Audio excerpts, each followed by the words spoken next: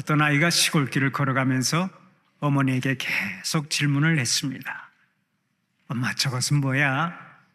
아, 저것은 콩 심는 거야. 그럼 저건 또 뭐야? 아, 저것은 고추 심는 거야. 그럼 이것은 뭐야? 아, 이것은 뭐를 심는 거지? 쌀을 수확하기 위해서 뭐를 심는 거야?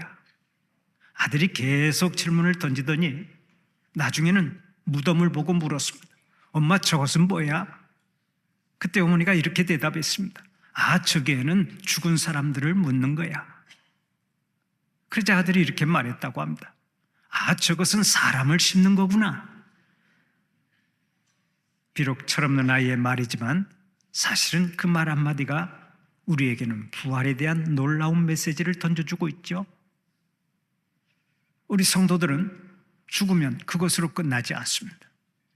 땅속에 심겼다가 예수님이 재림하시는 날에 가장 아름다운 모습으로 부활하기 때문에 그렇습니다. 예수님은 십자가에 못 박혀 죽은 지 사흘 만에 다시 살아나셨습니다. 사망 권세 누르고 다시 살아나셔서 부활의 첫 열매가 되셨습니다. 그래서 누구든지 부활하신 예수님을 믿고 예수님과 연합하기만 하면 예수님처럼 부활의 영광을 누리게 되는 것입니다. 믿으시면 크게 아멘 합시다. 기독교는 한마디로 말해서 부활의 종교입니다. 다른 종교들처럼 죽음으로 끝나는 종교가 아닙니다. 예수님이 죽음을 누르고 부활의 첫 열매가 되셨기에 예수님을 믿고 예수님과 연합한 자들은 예수님처럼 부활의 영광을 누리게 되는 것입니다. 그런 의미에서 부활은 기독교의 핵심이라고 말할 수 있습니다. 그래서 존 S. 웨일은 이렇게 말한 적이 있습니다. 부활은 기독교 신앙의 부록이 아니다. 부활이 곧 기독교 신앙이다. 부활이 기독교의 핵심이라는 얘기입니다. 예수님께서 부활하신 것은 하나의 환상이나 꿈이 아니죠. 신화나 전설이 아닙니다. 부활은 분명한 역사적 사실이고 신약 성경에만 200번도 넘게 증언하고 있습니다. 그럼에도 불구하고 오늘도 이렇게 말하는 사람들이 있습니다. 아니, 죽은 사람이 어떻게 다시 살아날 수 있나? 예수님이 죽었다가 3일 만에 다시 살아났다고 하는데 그것을 어떻게 믿나? 증거를 대보시오. 이렇게 말하는 사람들이 있습니다. 불신자들이 이렇게 따지고 덤벼드니까 우리 성도들 가운데는 이렇게 말하기도 합니다. 부활은 머리로 이해할 수 없는 믿음의 영역이기 때문에 증거 같은 것은 묻지 말고 그냥 믿으시오. 무조건 믿음을 가지시오. 이렇게 말하는 사람들이 있습니다. 물론 부활은 믿음이 중요한 작용을 하지만 그렇다고 묻지도 말고 따지지도 말아야 하는 것은 아닙니다. 예수님의 부활 사건은 너무나 많은 증거들이 있기 때문입니다. 그러면 예수님이 부활하셨다고 하는 증거는 어떤 것들이 있습니까? 먼저 예수님의 빈 무덤이 증거가 됩니다. 우리가 아는 대로 어느 종교든 그 종교의 창시자는 다 무덤이 있습니다. 그러나 여러분, 종교의 창시자가 죽어서 지금 자기의 무덤 속에 누워 있다면 그 사람이 어떻게 신이 될 수 있습니까? 죽어서 아무것도 못하고 한 줌의 티끌로 돌아간 사람이 어떻게 신이 될 수 있느냐는 말씀입니다. 한 집사님이 사우디아라비아에 진출해 있는 한 건설회사와 용역계약을 맺었습니다. 그리고는 얼마 후에 그곳에 가서 일을 하다가 같은 직장에 있는 이슬람교도를 사귀게 되었습니다. 그런데 어느 날 그 이슬람교도가 자신이 믿는 이슬람교에 대해서 자랑을 늘어놓았습니다. 우리는 매일 5번씩 기도를 한다. 그리고 엄격한 규율을 따라 살고 있다. 이슬람교의 가장 큰 자랑거리는 또 메디나에 있는데 마호메트의 무덤이다. 우리는 그곳을 순례하는 것을 가장 큰 영광으로 생각하고 있다. 너희가 믿는 예수님의 무덤은 비어있지만 우리 교주의 무덤은 아주 웅장하고 아름답게 꾸며져 있는 것이지. 그 무덤이 우리의 가장 큰 자랑거리야. 그 말을 듣고 있던 집사님이 이렇게 말했다고 합니다. 야, 바로 그거다. 그것이 너희 종교와 우리 기독교의 차이점이라고. 마음에 드나 다른 종교의 교주는 전부 다 죽어서 무덤에 묻혀 썩어버렸지만 예수님은 죽은 지 사흘 만에 다시 살아나셔서 지금도 우리와 함께 하신다고. 제가 성지 순례자 예루살렘을 방문했을 때 예수님의 무덤이 비어있는 것을 보고 얼마나 감격했는지 모릅니다. 사실 엄밀히 말하면 예수님의 무덤은 이 세상에 없습니다. 생명의 주가 되시는 예수님은 아리마대 요셉의 무덤을 잠시 빌렸었다가 죽은 지 3일 만에 다시 살아나셨기 때문입니다. 예수님은 사망 권세를 누르고 부활하셨습니다. 부활하신 예수님은 오늘도 우리와 함께 하십니다. 그래서 기독교는 살아있는 종교요, 생명의 종교요, 부활의 종교라고 말하는 것입니다. 다음으로 부활의 증인들이 증거가 되고 있습니다. 부활하신 예수님을 본문에 나오는 여인들만 본 것이 아니죠. 예수님의 11 제자가 부활하신 예수님을 보았고 엠마오로 가던 2명의 제자가 부활하신 예수님을 만났습니다. 500명이나 되는 제자들이 부활하신 예수님을 동시에 본 적도 있고 다메섹으로 가던 바울도 부활하신 예수님을 만났습니다. 예수님의 부활을 증언할 사람들은 셀 수도 없이 많은 것입니다.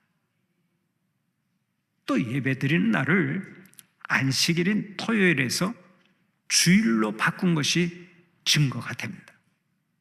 유대인들은 수천 년 동안 안식일인 토요일에 예배를 드렸습니다. 그러나 예수님의 부활 사건이 너무나 크고 충격적인 일이라 초대교회 교인들은 예수님이 부활하신 주일날을 기념해서 주일날 예배를 드리기 시작했습니다. 그리고 그 주일 예배는 오늘날까지 이어지고 있습니다. 지금도 인류의 대부분이 예수님께서 부활하신 날인 주일을 안식일로 지키고 있는데 이는 예수님의 부활을 웅변적으로 입증해 준다고 할 수 있습니다. 주일날 예배를 드리고 주일날을 안식일로 지키고 있는 것 자체가 예수님의 부활을 크게 증거하고 있는 것입니다. 그리고 변화된 예수님의 제자들이 부활의 증거입니다. 예수님의 제자들은 예수님이 잡히자마자 하나같이 주랭랑을 쳤죠. 죽기까지 예수님을 따르겠다고 호언장담했던 베드로도 예수님을 3번이나 부인하고 도망가 버렸습니다. 그 막달라 마리아를 통해 예수님의 부활 소식을 들었을 때도 처음에는 그 사실을 믿지 않았습니다. 그런데 그렇게 형편없던 제자들이 예수님의 부활 소식을 전하다가 전부 다 순교에게를 갔습니다. 그 이유가 어디 있습니까? 이유는 다 크납니다. 그들 모두가 부활하신 예수님을 만나서 부활신앙을 가졌기 때문입니다. 사도 바울 역시 마찬가지입니다. 바울은 예수 믿는 사람들을 잡아다가 감옥에 가두고 박해하는 일을 업으로 삼았던 사람입니다. 스데반 집사를 돌로 쳐 죽이는데 맨 앞에 설 정도로 기독교인들을 그렇게 엄청나게 핍박하고 박해하던 사람이 바로 사도 바울입니다. 그런데 그가 어찌하여 예수님을 전하기 위해서 삶 전체를 바치는 사람으로 변화되었습니까? 바로 부활하신 예수님을 만났기 때문입니다. 이처럼 변화된 제자들은 예수님의 부활을 확실하게 증거하는 것입니다. 마지막으로 베드로가 예수님의 부활을 전하며 복음을 전했을 때 그 자리에서 3,000명이 회개하고 구원받은 것이 부활의 증거입니다. 여러분, 예수님의 부활이 거짓말이었다면, 날조된 것이었다면 이러한 일들이 가능했겠습니까? 그리고 이러한 회개와 구원의 역사는 2000년이 지난 지금까지도 전 세계에서 역동적으로 일어나고 있습니다. 통계를 보면 현재 중국의 공산당원은 9천만 명 정도 되지만 기독교인은 1억 3천만 명이 넘어섰다고 하는 보고가 있습니다. 중국 정부는 몇 년 전 베이징의 최대 지하교회인 시온교회를 폐쇄해버렸습니다. 그 수찬성의 이른비 언약교회 왕이 목사님과 사모를 비롯한 100명의 성도들을 체포해서 구속한 적이 있습니다. 지금도 선교사들을 계속 추방하고 기독교인들을 박해하고 있습니다. 그러나 기독교인들은 날이 갈수록 늘어나고 있습니다. 바로 이것이 사람을 변화시키는 부활의 능력이요, 부활의 증거가 되는 줄 믿으시기 바랍니다. 부활하신 예수님의 복음은 2000년 동안 수많은 사람들의 삶을 변화시켰습니다. 인생의 의미를 발견하게 했습니다. 기쁨과 평강 가운데서 살도록 복을 주셨습니다. 오늘 우리가 이 복을 받게 된 것입니다. 그렇다면 이제 우리도 복음의 증인이 되어 살아가야 마땅하지 않겠습니까? 이를 위해서 우리는 오늘의 본문에 주목해야 합니다. 본문을 보면 예수님을 만나기 위해서 무덤가로 찾아간 여인들이 천사를 통해서 하나님의 말씀을 듣습니다. 이 말씀은 지금부터 2000년 전에 몇 명의 여인들에게 들려주신 것이지만은 동시에 부활의 아침을 맞이하는 우리들에게도 똑같이 주시는 말씀입니다. 이 말씀을 통해서 은혜 받고 이 말씀을 통해서 사명을 새롭게 하는 복이 있기를 바랍니다. 그러면 이 부활의 아침에 주님께서 천사를 통해 우리에게 주시는 메시지가 무엇입니까? 첫째로 와서 보라입니다. 와서 보라. 오늘의 본문 6절을 보면 천사가 무덤을 찾아갔던 여인들에게 이렇게 말합니다. 그가 여기 계시지 않고 그가 말씀하시던 대로 살아나셨느니라. 와서 그가 누우셨던 곳을 보라. 이 말은 이런 뜻입니다. 예수님이 말씀하신 대로 예수님은 부활하셨느니라. 돌이 옮겨진 무덤가로 와서 이곳 빈 무덤을 보고 확인해 보아라. 여기서 와서 보라라고 하는 말을 NIV 성경에서는 come and see로 번역하고 있습니다. come and see. 이 말씀은 직접 와서 보라는 것입니다. 사실 예수님은 무덤 안에 계시지 않았습니다. 주일 새벽 지진이 일어나기 전에 이미 예수님은 부활하셔서 무덤 밖에 계셨습니다. 그리고 무덤을 막은 돌은 여인들이 오기 전에 옮긴 것이 아니라 여인들이 오고 난 다음에 옮겨졌습니다. 그러면 천사가 무엇 때문에 돌을 치웠겠습니까? 예수님이 밖으로 나올 수 있도록 돌을 옮긴 것이 아닙니다. 여인들이 들어가서 부활의 현장인 빈 무덤을 보고 부활의 확신을 가질 수 있도록 돌을 옮겨놓았던 것입니다. 우리가 아는 대로 죄의 삭은 죽음입니다. 죄 때문에 죽음이 찾아왔고 죄 때문에 무덤이 있는 것입니다. 그런데 이 세상에는 죄와 죽음의 문제를 해결할 사람이 없었습니다. 죄인 아닌 사람이 단 한 명도 없는데 누가 그 문제를 해결하겠습니까? 인간의 세계에 죄가 들어온 후에 이 죄는 불길처럼 온 세상에 번져나갔습니다. 에덴 동산에서 시작된 죄의 불길은 온 세상으로 번져나간 것입니다. 하지만 그 불길을 잡을 수가 없었습니다. 세상의 화재는 잡을 길이 있지만은 죄악의 불길은 잡을 사람이 없었습니다. 그래서 사도 바울도 이렇게 탄식한 적이 있습니다. 이 사망의 몸에서 누가 나를 건져내랴? 우리의 죄에서 누가 우리를 구원해낼 수 있습니까? 죄는 새까만 것입니다. 푸른 숲을 다 태워서 숲을 새까맣게 만드는 것처럼 죄는 우리가 사는 세상을 새까맣게 만들고 말았습니다. 그런데 죄는 아직도 부족해서 여전히 우리를 유혹하고 있습니다. 우리를 유혹해서 끊임없이 멸망의 길로 끌고 가는 것입니다. 어린아이들이 불 때문에 사고를 많이 당합니다. 불을 가까이 하면 안 되는데 철부지 아이들이 불을 가까이 하다가 화상을 입고 사고를 당하는 것입니다.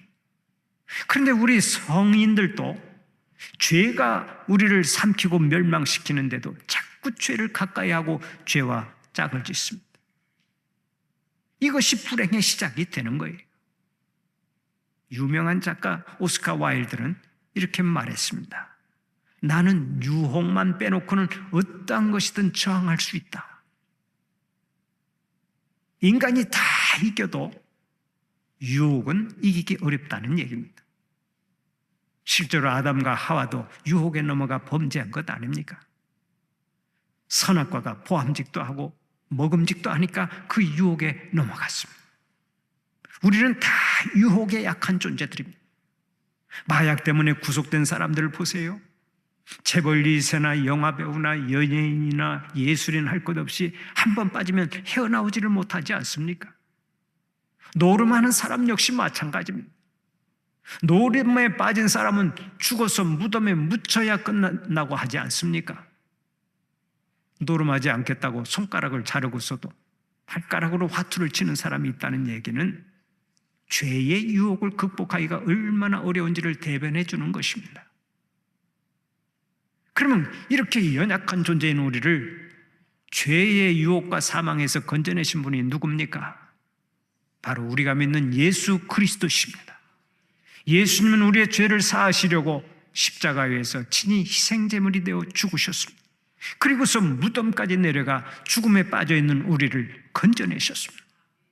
예수님은 무덤에 내려가 지하에서 사망 권세를 잡고 있는 죽음의 세력을 결박하시고 무덤에서 일어나신 것입니다. 예수님은 죄에서 우리를 건져주셨습니다. 예수님은 사망에서 우리를 건져주셨습니다. 죄악의 불길에 휩싸인 우리를 건져주시고 우리에게 새 생명을 덧입혀 주셨습니다. 죽어도 영원히 사는 천국 백성이 되게 하셨습니다. 예수님의 빈 무덤이 그것을 증명하고 예수님의 부활이 그것을 증명하고 있습니다. 그래서 우리는 오늘 또 찬송가 160장을 통해서 이렇게 찬송합니다. 무덤에 머물러 예수 내 구주 새벽 기다렸네. 예수 내 주 원수를 다 이기고 무덤에서 살아나셨네. 어두움을 이기시고 나와서 성도 함께 길이 다스리시네. 사셨네 사셨네 예수 다시 사셨네. 우리가 즐겨 부르는 찬송 아닙니까? 하나님께서는 오늘 또 이 부활의 아침에 우리에게 말씀하십니다. 와서 보라. Come and see. 와서 보라. 빈 무덤에 와서 보고 예수님의 부활을 확신하라는 것입니다. 예수님은 죽음을 정복하고 다시 사셨습니다. 이미 예언하신 대로 예수님은 부활하셨습니다. 부활의 첫 열매가 되셨습니다. 그러므로 우리가 예수님과 연합하기만 하면 우리도 부활의 능력을 갖게 되는 줄 믿으시기 바랍니다. 두 번째로, 가서 전하라 하는 메시지를 들어야 합니다. 오늘의 본문 7절을 보면 빈 무덤을 확인한 여인들에게 천사가 두 번째 말씀을 전합니다. 또 빨리 가서 그의 제자들에게 이르되 그가 죽은 자 가운데서 살아나셨고 너희보다 먼저 갈릴리로 가시나니 거기서 너희가 배우리라 하라. 보라 내가 너희에게 일렀느니라. 이 말은 이런 뜻입니다. 예수님이 부활하셨다. 제자들에게 이 소식을 전하라. 그들이 갈릴리로 가면 부활하신 예수님을 만날 수 있을 것이다. 여인들에게 천사가 이렇게 말을 했던 거예요. 이 구절을 NIV 성경에서는 Go and tell로 번역하고 있습니다. 가서 전하라는 것입니다. 예수님의 부활을 직접 보고 확신했으니까 이제는 기쁜 소식을 다른 사람에게 가서 전하라는 말씀입니다. 그러면 예수님께서 왜 부활의 첫 증인으로서 여성을 택하셨겠습니까? 사실 그 당시만 해도 여성은 재판장에서 증인으로 채택되지도 못하던 사람들입니다. 그런 상황이니까 저 같으면 최측근이었던 베드로나 안드레나 요한이나 야고보를 택해서 부활의 증인으로 삼았을 것입니다. 그런데 예수님은 정말이지 힘없는 여인들을 증인으로 택하셨습니다. 우리가 알다시피 과거로부터 여성들은 남성에 비해 성차별을 많이 받았죠. 그러나 예수님은 오히려 역으로 성차별을 하셨던 것처럼 보입니다. 남자들에게는 회칠한 무덤 같은 자식들아, 독사의 자식들아 하고 책망을 하셨는데 여인들에게는 딸아 네 죄가 사함 받았느니라 하고 사죄의 은총을 베푸셨습니다. 마리아가 옥합을 깨뜨려 향유를 부었을 때도 온 처에 복음이 전파되는 곳에는 이 여자가 행할 일도 말하여 그를 기념하라 하고 말씀하셨습니다. 그러더니 부활의 첫 증인마저도 여자들로 삼으셨습니다. 예수님은 남자보다 여자들을 더 우대하셨던 거예요. 남자 입장에서 생각해 보면 좀 억울한 일이 아닐 수 없습니다. 예수님께서 여성을 부활의 첫 증인으로 삼으신 것에 대해서 어떤 사람은 이렇게 말하더라고요. 여자가 남자보다 스피커가 좋으니까. 여자가 남자보다 말이 많으니까 부활의 소식이 빨리 널리 퍼져나가게 하려고 여자를 첫 증인으로 삼았다. 일리가 있는 얘기 같습니다만 사실 이보다 더 큰 이유가 있습니다. 첫 증인인 막달라 마리아가 어떤 여인입니까? 마리아는 여성인데다가 그 당시의 사람들에게 아주 천대받던 여자였습니다. 7 귀신까지 들렸던 여자였습니다. 완전히 망가질 대로 망가져버린 불쌍한 여인이었던 것입니다. 그런데 예수님께서 그렇게 초라한 여인을 최초의 부활의 증인으로 삼으셨습니다. 무슨 얘기입니까? 부활의 기쁜 소식은 그 누구라도 전할 수 있다는 것입니다. 부활의 기쁜 소식은 초라한 사람도 전할 수 있고 병든 사람도 전할 수 있습니다. 노예도 전할 수 있고 자유인도 전할 수 있습니다. 가난한 사람도 전할 수 있고 부자도 전할 수 있습니다. 부활하신 예수님을 만나면 누구라도 부활의 기쁜 소식을 전하고 증인이 되어야 한다는 것입니다. 오늘의 본문 8절을 보면 이렇게 말씀하고 있죠. 그 여자들이 무서움과 큰 기쁨으로 빨리 무덤을 떠나 제자들에게 알리려고 타름질할세. 예수님의 부활을 눈으로 보고 확신한 여자들은 가만히 있을 수가 없었습니다. 그래서 부활의 소식을 전하기 위해 즉각 뛰쳐나갔습니다. 부활의 산 증인이 되었습니다. 사랑하는 우리 성도들이 이 여인들처럼 오늘 또 부활의 증인이 되어 살아가시기를 축원합니다. 하나님의 아들 예수 그리스도께서는 죽은 지 3일 만에 부활하셨습니다. 예수님은 죽음을 정복하고 다시 사셨습니다. 그러므로 우리가 예수님과 연합하기만 하면 우리도 부활하고 범사에 승리할 수 있습니다. 부활하신 예수님을 믿고 영원히 사는 복을 누리시기 바랍니다. 이렇게 말하면서 복음을 전하는 자들이 되어야 한다는 말씀입니다. 우리 주님은 사탄의 권세를 누르고 승리하셨습니다. 사망 권세를 물리치고 승리하셨습니다. 그래서 오늘 또 우리에게 말씀하십니다. 세상에서는 너희가 환난을 당하나 담대하라. 내가 세상을 이겼노라. 우리가 사는 세상은 환난 풍파가 많지만 주님 손 붙잡고 담대하게 살아가라고 하는 말씀입니다.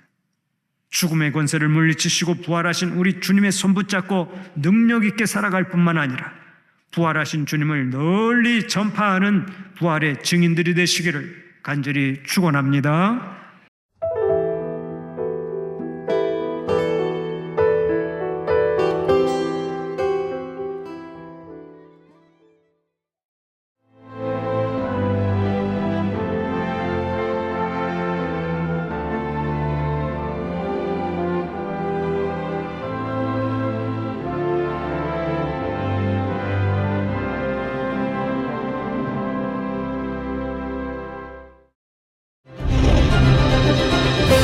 기회는 준비된 도시를 선택합니다. 대지엔 바이오, 반도체, 도심엔 문화, 하늘엔 우주. 대한민국 미래 산업의 새로운 가능성을 열어가는 곳. 격이 다른 도시, 순천입니다.